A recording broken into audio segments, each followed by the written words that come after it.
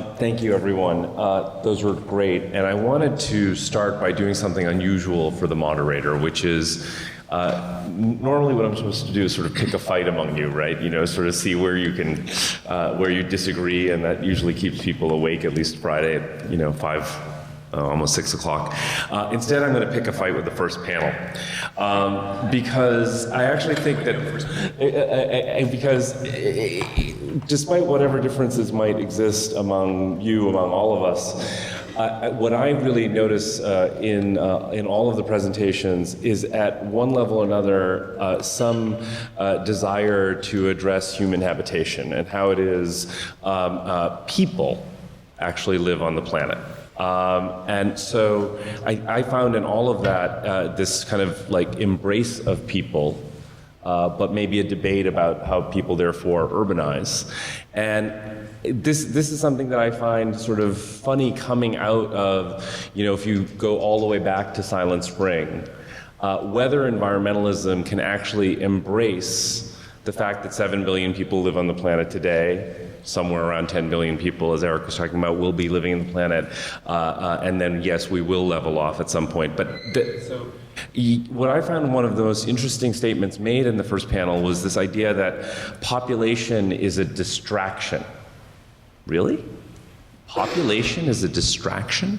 I think that's easy to say in a nation of 300 million people using most of the world's resources, but I somehow don't think that actually works as a formulation for the world.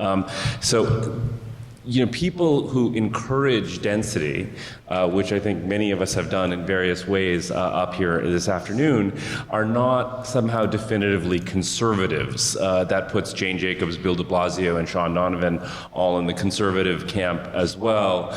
And I have to, I'm sorry, Rosalie gave me papal dispensation to do this. I have to spend 10 seconds defending the 4 students who did Lolo, which was so badly and poorly described earlier this afternoon, because those 4 students did that project, that whole idea of bridging Manhattan to Governor's Island, out of a concern for climate change, and actually talked about how to fund some of the barrier islands that Charles showed in the drawing post rising currents. So I think all of these things are important to discuss as polemical ideas, and that we should actually use these ideas to encourage questions about how and where density should manifest itself. So I wanted to sort of start the panel with 3 different scales, and Charles, you mentioned this thing about the hinterlands versus the megacities, and I agree that there is sometimes too much talk about the megacities. And I thought of sort of 3 scales of density in which you could actually see quite a lot of environmental promise. The first is the sort of non-Western farming village, and the reason I say the non-Western farming village is getting away from the Jeffersonian grid and actually talking about the way people farm in most of the world, whether that's India or Japan. Most of those places, I actually think you would find less than 5,000 pounds per capita per year being consumed in those places because of the way in which they recycle everything and live in fairly tight communities based around one infrastructural thread. And then you could talk about the scale of the small town, and by that I do not mean suburbs or exurbs, and it's fascinating to me the way in which those things get conflated. But the small town, which is in many ways the predecessor of the walkable urbanism that Emily was speaking about. And then there are big cities, and Albert, my research also showed that Hong Kong has the lowest carbon footprint per person in the world, as well as having an extraordinary amount of nature preserved through Hong Kong Island. And that even in New York, well, if the average American, as Rosalie stated in the beginning, is using 40,000 pounds of carbon per year, then in New York we're using about 30,000. Now, that's not 5, but it makes a dent. And so, I'm going to defend Mayor Bloomberg. I think he was the greatest environmentalist mayor we've ever had in this city, and is now taking that worldwide with C40 and a bunch of other things that he's doing with mayors. So I know it's popular to beat up on Mike Bloomberg, but I'm not going to. That was a long-winded introduction to say, well, there's going to be 7 to 10 billion of us. How are we supposed to live? All of you talked about that issue. And also, Eric, I think, brought up a very important point, which is he said this thing about population times consumption times technology. And we as urbanists tend to get very focused on the consumption side of the equation and the population side of the equation because we're trying to figure out how urbanization can manifest itself. But are we somehow missing the technological aspect of this? Are we, just because of the nature of how we think physically? Technological in terms of a solution, or technological in terms of a design position where innovation is going to, the sort of level of innovation, technical innovation applied through design is going to get us out of the carbon problem that we have? I think actually more the latter than the former. I mean, I do think there is a kind of tendency to say, well, we're going to throw some solar panels on our McMansion and it's all going to be fine. That's not what I mean, right? But trying to understand the degree to which technology maybe changes the way we think about urban density or densification, or how people maybe in those three different scales could live, and whether those things need to be thought about in tandem or not. I don't think you can have a discussion of urban density and the urban densities that we're talking about and we need, and we use it as examples, wouldn't be happening without the technology that allows them to happen. The infrastructures that we need to live densely are technologically intense, right? So I think it's impossible to split the two off. I guess the question is whether or not the technology is the silver bullet, right? If we can actually innovate our way out of the carbon problem, which I think many technologically savvy architects seem to think that we can, perhaps without even needing to mess around with density or coming up with an urban model that requires it. And I think I have questions about that. I think that I don't have questions. I'm pretty sure there is no silver bullet, and that technology is not going to deliver us from the difficulties that we're facing over the next 50 years. But it sure as hell going to be needed and used to make the adjustments that we need to make to hit these limits. Is that responding to what you're thinking about? It is. I mean, I guess, yes, and part of what I'm thinking about are things like the shared economy, where technology plays an enormous role actually in bringing down certain levels of consumption, but also require density. But that's more of an economic than a technical issue. That economies of scale are really what allow us to leverage density into a good urban environment, right? Because the more units you build, the cheaper they are, or the better they are in that context. But I guess I'm thinking of technology in the Norman Foster sense, right? Where the you're thinking like an architect who's on the edge. It's hopeless. And it's interesting where the stuff that we're looking at, that I was talking about, the wood research. Yeah. Wood's not high tech, right? It's not thought of. But actually, there's some technological applications that combine with the problems of in constructing out of steel and concrete. There's a technological advancement that could be made with this very non-technological, it's not carbon, right? Material that I think is maybe a more interesting way to position ourselves vis-a-vis technology than just a full-on advocation that the more technology, the better, and that technology is our ultimate salvation. You guys want to get in on this? Yeah, I can extend that a little bit. I mean, I share your anxiety about the kind of paradigm in which population is irrelevant, and to be maybe more, to generalize it, In our field of landscape architecture, landscape planning, there's been a very dominant tradition in which urbanization was a cancer on the planet, right? McHarg used the phrase consistently. I brought him to Chicago in '96, cancer on the planet. And if you have a worldview, and if you have a discipline and degree structure and universities, and then the profession built in such a way, assuming that urbanization is the cancer on the planet, it's an utterly different paradigm than the one that I think we're trying to build. I also think that because cities and their interactions biologically are non-linear and they're such complex organisms, they really resist singular disciplinary or positivist solutions. If you optimize for any one thing, obviously, the complexity of the variables mitigates that. And that's a métier where the designer sits quite comfortably, actually. And in part, the conversation around, anthropogenic climate change, greenhouse gases, carbon, both mitigation but also, adaptation to the effects, situates the urbanist in such a way that we can actually be useful.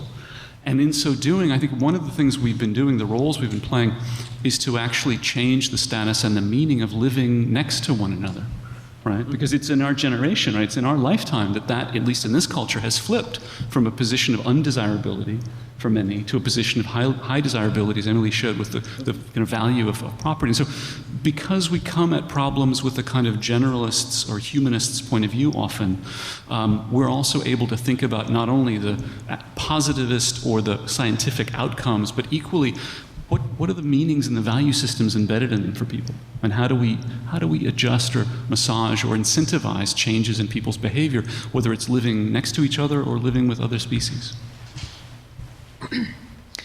One of the problems with living next to each other, though, is that we still have a real problem with difference and diversity living next to each other.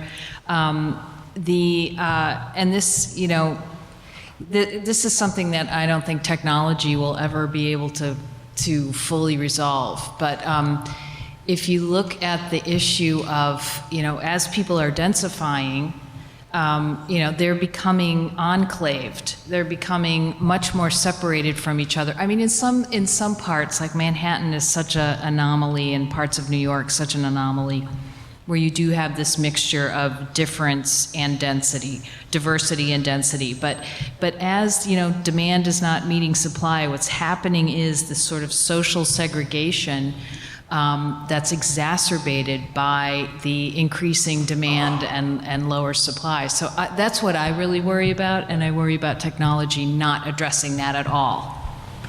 So I'm actually really glad you brought this up again, and it is very interesting, the data that are coming out about the fact that these walkable places are proving to be the more expensive places in the country, and that's certainly true at a global level, at some level as well. I mean, certainly Europe, we see the beautiful inner city historic parts of Europe that are walkable, are transit-based, are incredibly wealthy and incredibly segregated, with most of the immigrant population then living in the suburbs. And so, this question of,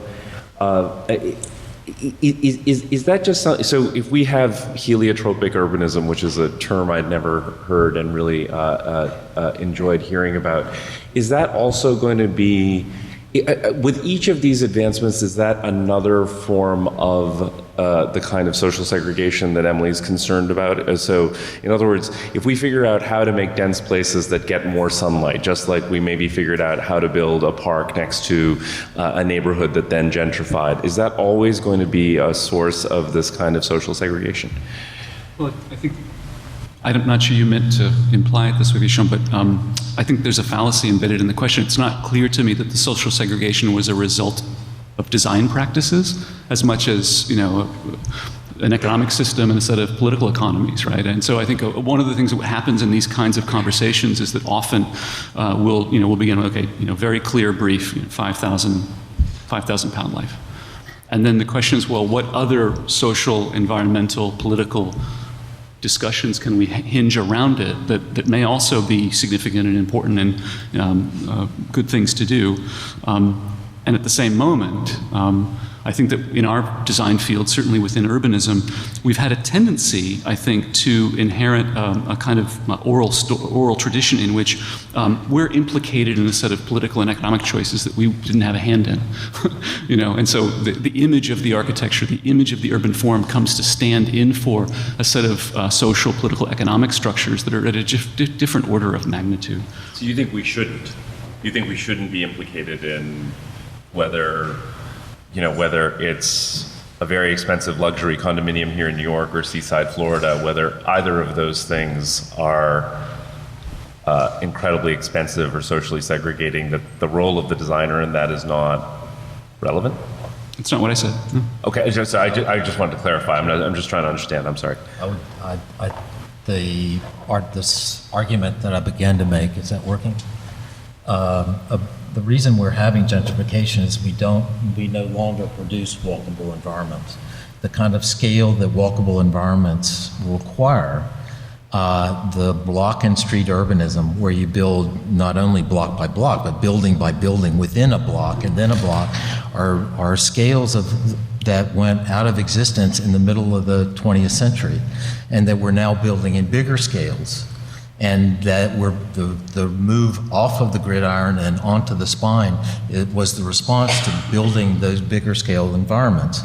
I think the problem that we're facing now is that we're looking at a shortage of block and street urbanism, and the gentrification is going through the roof because we're not making any more of that stuff, right? We're making the spine-based.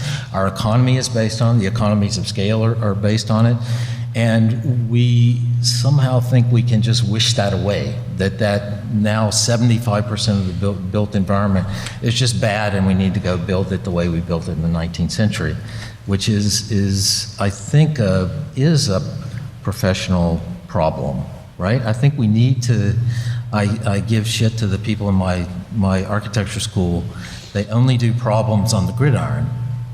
And it's 25% of the built environment. We're devoting 100% of our attention as architects, often, to that 25% of the built environment that we built up until the 1950s. Since that, we have built what's been called suburb, right? Suburban, not real urban. We can no longer call that suburban when 75% of the population lives in it. And I think that is our responsibility, that because of the walkable urbanism of the gridiron is a limited commodity, we have to devote our attention to that 75%, which is not walkable. Doesn't that lead into Charles's point about the fact that maybe an obsession with the 19th century grid is I'm going to maybe paraphrase you badly, but that if we get overly romantic about that, instead of looking at new forms of morphology Right. and new urbanisms We have to. in these growing places, where maybe especially the landscape and the horizontal field associated with the spine become very, very critical in that understanding. But we know that the spine can also be vertical, right? We know it can be dense. It's not just limited to single-family tract houses. But the point I was trying to make is gentrification is in some ways our problem if we don't deal with the cause of gentrification, which is the fact that we're not building any more blocks and streets. And we need to focus on what's outside the block and streets and make them better, and make them walkable, and make them into environments that we can value, instead of wringing our wrists over gentrification, right? I mean, just to extend that, I mean, for me, there are enormous numbers of both anecdotal and evidentiary-based analyses that indicate dense, walkable, grid-based Manhattanism is a good, full stop. Yeah. You know, like that's incontrovertible. What's less clear is how do you organize an urbanism that also incorporates biology? Because Manhattan works great until you want coffee in the morning, and then, well, the model gets really complicated at that point, right? And so in that worldview, how do we build a model of urbanism in which biologic function is embedded in the model? It's not an externality. And in so doing, I think we could imagine any number of different densities of outcome, or as you say, 3 scales of town, village, mid-scale, or hyper-dense. And in that regard, maybe even more important than landscape, which is itself a kind of 19th century idea, is the biological outcomes. What goals do we set? And in that regard, I think urban form has a tendency to be available for a wide array of political and economic formations. And that I personally, as I said, and I've said publicly, I don't know why we can't aspire to a socially just and politically progressive but equally environmentally leavened urban form. Climate change does make it more difficult, though. To think it limits the. I mean, I'm not quite sure where the urban, the suburban, the agricultural villages really has a future for a general pattern of urbanization, right? It's all being about the landscape is being evacuated into the cities, true, although right? we still have to grow food somewhere. But by tractors, but not by people. But I think that even so, those places give us morphological clues, right, including the relationship to biology, actually. I mean, my father was born in one of these villages where you burn off the cow dung and there's nothing thrown out. So, it does give us clues about these systems. Life practices, but right. I'm not sure that the morphology of a farm is going to help us get to the kinds of buildings we need to make to cut our maybe one consumption example, if you look at the work of Kang Jianyu, Turinscape, right, arguably, China's first modern landscape architect in the contemporary sense. He has a national ecological security plan, which is based in principles that are McCarthyan, Steinitzian ecological planning, within which the rural farming village is a central paradigm. It's a new typology, and in fact can hold quite a bit of density, actually, as you said, Vishaan. And in that context, it's not so much that the farm becomes a self-reproducing kind of microcosm, but it, as you say, provides clues, indications of how you might structure things. Right. Right. I think just one last thing, which is buffalo. Because I actually think this is a really important phenomena that's going on. And when Albert, when you say we're running out of block and grid, where I actually would disagree with you a little bit is I'm still astounded in U.S. cities especially, the amount of developable land and kind of densification that could occur in most major American cities. And that, I feel like that's because our profession's largely ignored those cities, and has for many years, in the sense that we'll have formal debates about this kind of urbanism versus that kind of urbanism, but at the same time, what's sort of happened is Kansas City is picking up all the slack in some very interesting ways, and I'm not sure that's at all a negative thing. I actually think, given where both millennials and empty nester baby boomers are headed, that you're now talking about hundreds of millions of very resource-intensive people who might actually be able to find places where they can be less resource-intensive. So I actually find that phenomena to be quite an optimistic one. Not to say that we shouldn't intervene in our expensive cities with the kind of subsidies you were talking about, but...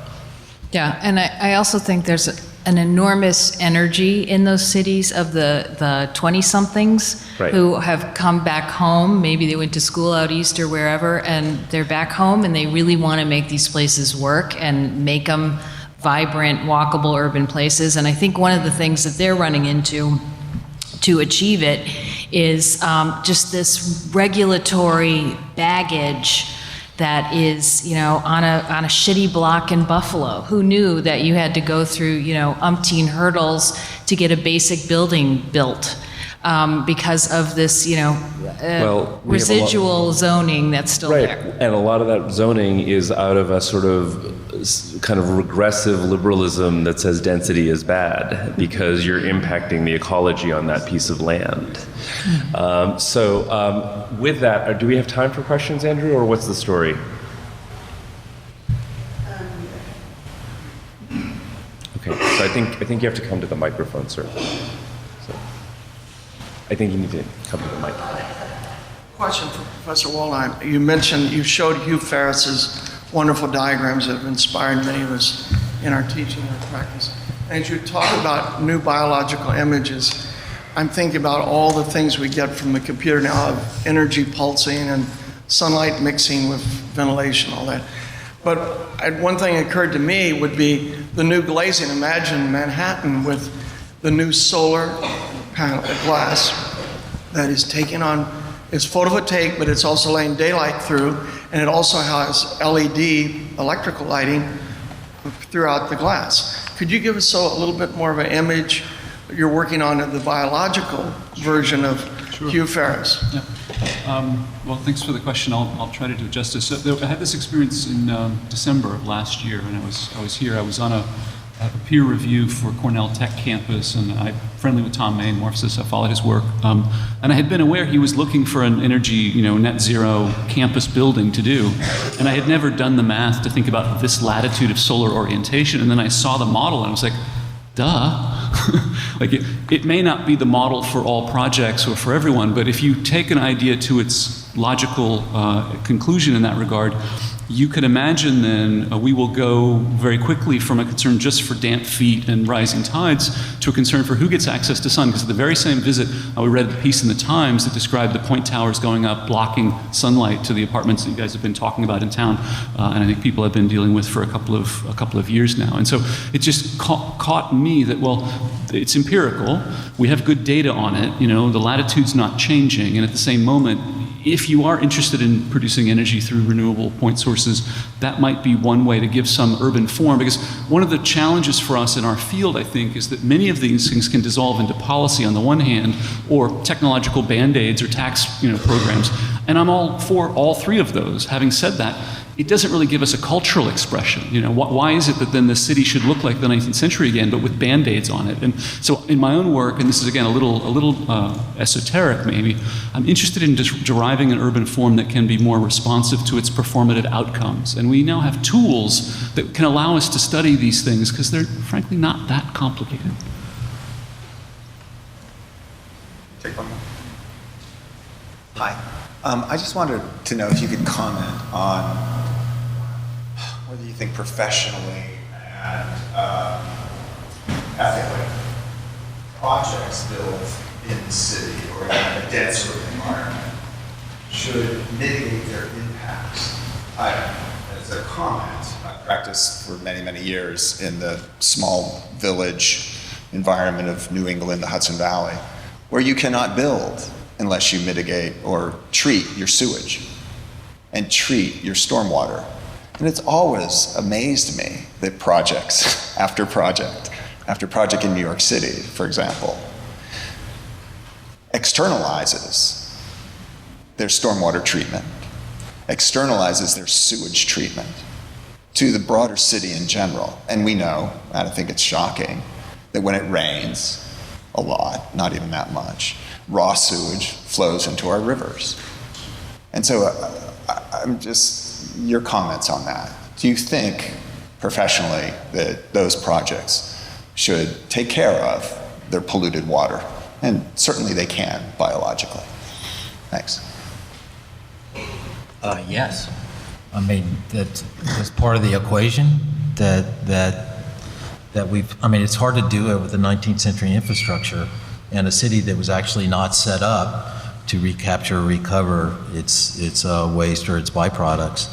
That would certainly be on the agenda of any kind of response to new construction related to the environmental issues the environmental problems that we have today. It's not just a singular problem of carbon. Carbon is going to drive everything, I think, in the near future. But it is looking for that model that can respond to the environment, work with as opposed to against the environment for reasons that are now and increasingly obvious, right? I think the way you phrased the question is part of the growing awareness that how could you possibly do that, right? How do you think of a building, continue to think of a building that way? Can I just quickly add though, whereas I agree, yes, but then let's have a level playing field, because the vast majority of construction in the country are single family homes that not only don't pay for their negative externalities, but also are extraordinarily subsidized, right, in the form of roadway construction, taxes, any number of things where they're also at an individual level not paying their baggage. But that's so over, right? Is it? It is. What do you think of the effect of climate science is going to have on us? Oh yeah, And of course, it but will it's not over yet. I mean, it's not like we're there yet, right? In terms of policy. I was intrigued by the several references to Hong Kong, and I think that Singapore would probably find itself very close behind in terms of performance. So if one of these strategies for dealing with the larger question here is to look around the world for contemporary best practices and see in what ways those might be emulated, I wonder if this panel would just speculate a little bit about the great elephant in the room, which is political process. It's fascinating to me that both Hong Kong and Singapore are products of an extraordinary history of colonial exploitation and repression. In the case of Hong Kong, now one, if not the single most authoritarian, not to say autocratic, governance, with demonstrations in the street just 2 weeks ago protesting the way in which that government is selected. And yet, it is, as you've shown us, one of the most exemplary models for how great concentrations of people can be housed in extraordinary densities next to completely untouched parts of, so putting aside the aesthetics of the outcome, putting aside that the principal ambient objective of Hong Kong and its economy seems to be to create ever larger malls for ever greater amounts of retail consumption. If Hong Kong represents some kind of a model, could you speculate just a little bit about how its politics either promote or offer some alternative? I think it's a larger question of how does the collective problem that climate change gives us, what are the ways that we can rise to that problem, right? Is that I think the obvious solutions to trying to drop energy consumption by 80% are not individual. That's what I meant by the light bulbs, and they're collective. They're inherently collective. And I think you just more or less articulated the problem, is that we need to get here. We don't have the mechanisms, political mechanisms in place to get to where it's clear we need to get. That doesn't change the fact that we have to get there. And of trying to imagine what those mechanisms would be. I think actually design can have a lot to do with that, because it puts those mechanisms into play where you have to think about eminent domain. You have to think about how collective decisions can be made, if only because they must be made, right? And I think they're good. I could have used models, radiant city planning models that have not the same efficiencies, but potentially from Switzerland as well. For example, the oldest democracy in the world, which is incredibly efficient and probably is below the European average. It's not at 5,000 pounds, or it's not at 80%, but it's much closer than we are now through completely democratic processes. I think it's right to voice this question of political structure. Equally, one could talk about class structure, capital formation. In my view of this, there's not a direct one-to-one correlation between either of those, political structure, economic system, and urban form. On the one hand, we live in an age in which we have increasing information and access to a range of experiments across a range of different political and economic structures, and that's presumably for knowledge production and dissemination not a bad thing. Having said that, in the end, the process in the end does matter. And so Singapore obviously has gotten a lot of press recently. I'd give you, Toronto to the north. Toronto, for me, is among the more interesting examples of a multicultural Western culture in which private development with respect to publicly owned land and public outcomes with respect to biology, ecology, I think are an interesting example for us. Sorry, I just want to add one last thing on this, which is they're also both city-states that have home rule. And I actually think we are going to trend towards this here. Right now, there's only one major mayor left in the United States who's a Republican, one, in Indianapolis. This is not an accident. This has to do with the way our cities are trending, and they're going to start insisting on more home rule. So I think we have to go to the last session, and there is a very important last session, which is Qasim Shepard and Rebecca Skolnick. So I think we're going to exit the stage and let the last session begin. Thank you.